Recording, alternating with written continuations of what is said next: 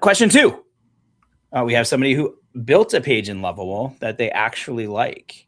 How do they get it on their own domain instead of the Lovable app URL? My customers are going to trust a link that doesn't look like my business. Great point. Absolutely true. And I'll just go back through this. We did cover this, but worth kind of showing again here.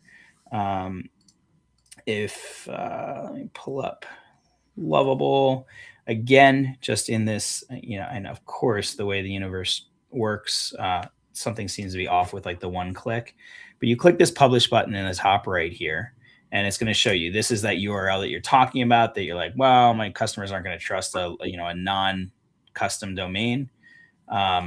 So you can click to manage your domains. You can connect a new domain, and then you just enter the domain that you have. Or if you need to buy one, you can click to purchase one as well and have it connected.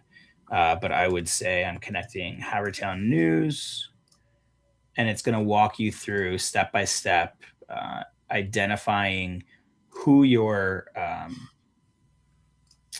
domain provider is. And then assuming it's one of the many on their third-party providers list, it actually won't take you to this manual step when it's working properly. It'll actually just give you a button to drop over into your domain provider, say, yes, Lovable has permission to update my records. It'll pop you back to Lovable, and it'll say done.